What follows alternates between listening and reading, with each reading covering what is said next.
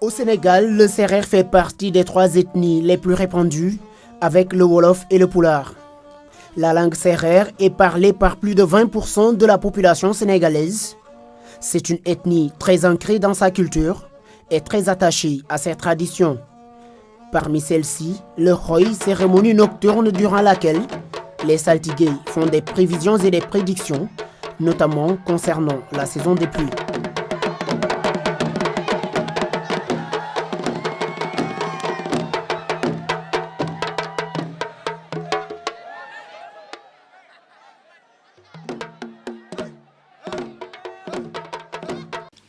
Khoy dey wax dëgg a miña meen de ke taxna ta fiyel koy tig maak no a refu ka andoona yee saax le xëƴa sax owey yacatinan ndaa koy tig maak a refu a sinig yaam ka refee pour saltigi fa soom ka ref pour saax le fop ku na xewiida no saax le xan ta layin ku ta andna teen ka warna o wegoox ta laya dene keke nu mbi'ka mbi' kene bur ciir sangam lene rokiid ke o xooy wiin we owey ngas tig maak a reɗ'u parce que koy no daanwa bo ndiik o xooy ba soɓ'ina nen lang ke ka roog fe deɓe sax saltig ke taxooga roog fa deɓ.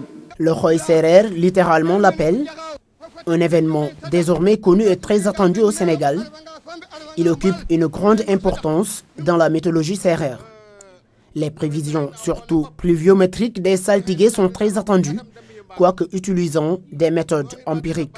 Les paysans, ils vivent de cela, ils comprennent très bien ce qui se passe. Au fil des années, ils ont des connaissances qui sont d'abord vérifiées.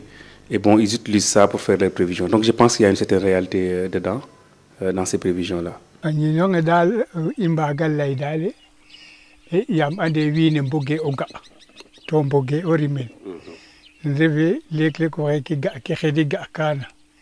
Itam boke na via itam khadal lait sadaqke oxoyele cosano men isubun o kinore jege karoga karena adna toroglo kiteren kin jege. Le mode opératoire des saltigués, se servir d'un certain nombre de données géographiques telles que les étoiles et les nuages, mais aussi et surtout les oiseaux. No kaga jangin em bo foof le warna may o xoorole jega ma fodangaan ande ren sax xanu jaɓa jeg ndaa a jega koy na o xoorole gartangaan foofi may ke to o xoorole ne xemene toujours ba fod'ina in no mudan koy fop xan foofi may ndaa tankata foda in ga'a roog fe ƴufaaganga ba nang na jange tekta maas din xaaga da lasa ñar tiid ke kay ka laya a jega waxtu fa i mbadangaan bo o nanoona a puɗa ke a puɗ tiid ke da laya a puɗ yaxigna bona de lay guk andi rek ndiga gara o ga daju fa ngayra jeg ke semaine muk to ga iro fofi. Pour les scientifiques, ces thèses ne sont pas forcément fondées et sont balayées d'un revers de main. La raison, leurs prévisions ne sont pas scientifiquement validées. Je suis responsable aussi du prochain chapitre sur l'Afrique du groupe intergouvernemental sur l'évolution du climat. Dans la mesure où ces connaissances ne sont pas documentées, ne sont pas testées, ne sont pas validées, notamment par la publication dans des revues. Les scientifiques hésitent un peu à les prendre en considération, mais on sait que ça existe.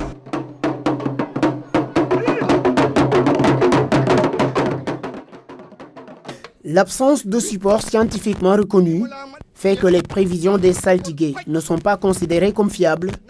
En plus, elles ne seraient basées que sur des coïncidences et des réalités sociologiques.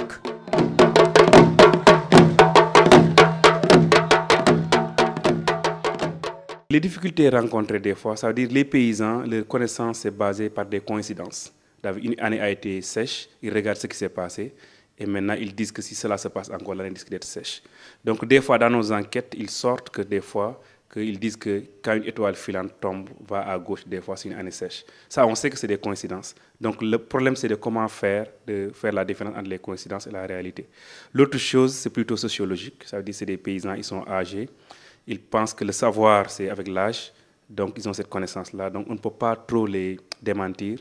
ou les contrarier. Donc ça, c'est des contraintes qu'on a, mais on essaye de faire avec. Scientifiques et saltigués, deux mondes si proches, si éloignés, leurs divergences sur les prévisions climatiques n'occultent cependant pas leur point de convergence. Il s'agira de chercher les moyens de faire la jonction entre les deux.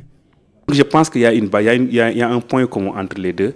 Ça veut dire on se base sur, nous, on se base sur des instruments, eux, ils se basent sur d'autres indicateurs qui ont des relations avec l'humidité et la température, qui est un des déterminants de l'installation de la saison pluvieuse. Même Bibalalayan, bo tunka ambida, c'est-à-dire nanga loma, anda indiga matida, bo tunka kuma na bandimrek anda indiga garida. Encore, au bahangani ne fofi. No première sec anday da saxke da ko mundi ga fam nu o baxanga fofi alang taxu ba jega ñal dik rek tasax o gae ndiga mat afam no rida. Les khoy constituent des moments privilégiés dans la culture mystique sérère. Les saltigués font preuve d'assurance et de certitude sans égale quand ils font leurs annonces.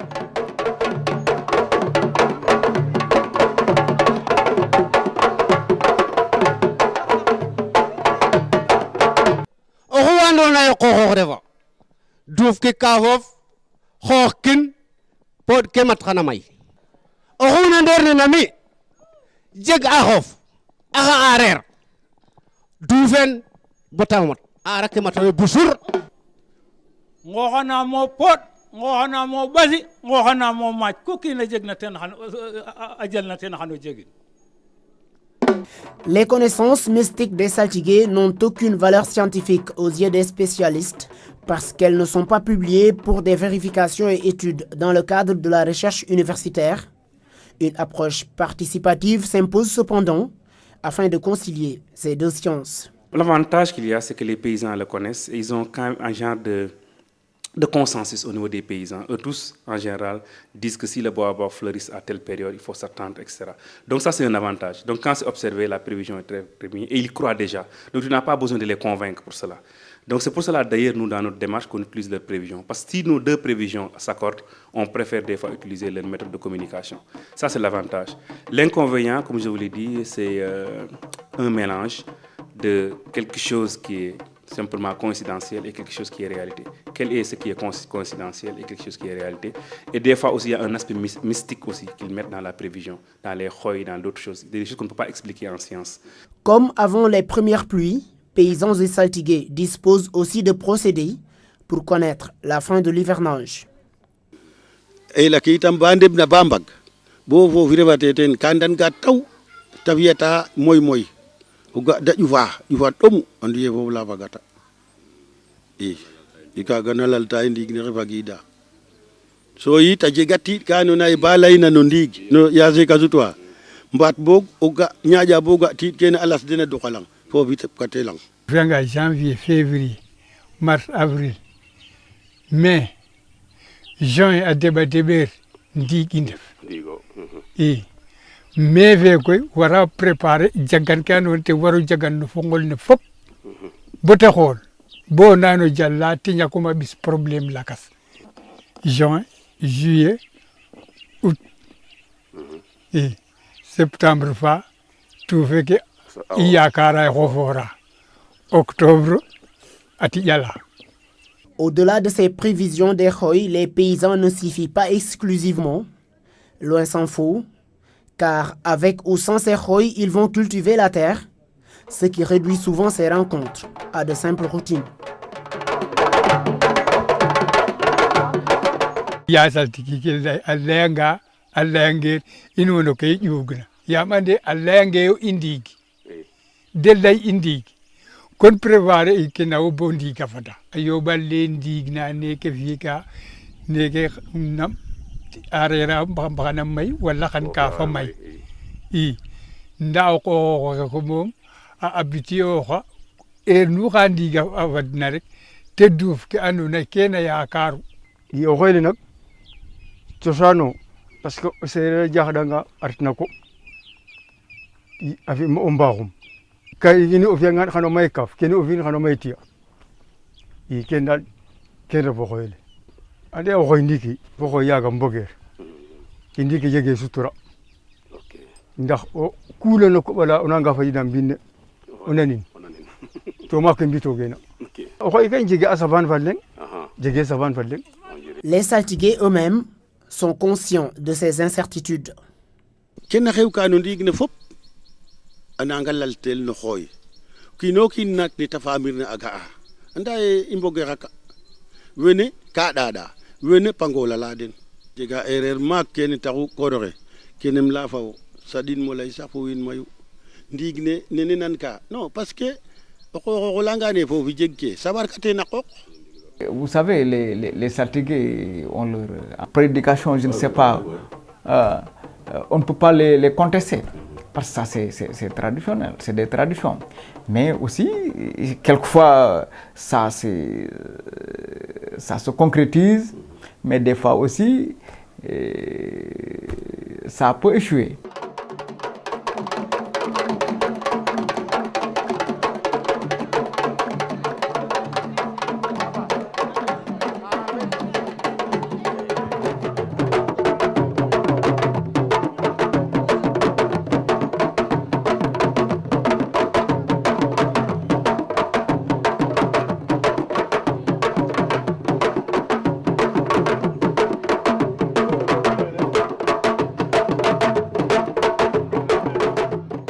Aujourd'hui, pour les scientifiques, l'heure est à la recherche de solutions conciliantes afin de prendre en compte ces connaissances mystiques des saltigués dans le cadre de leurs prévisions météorologiques.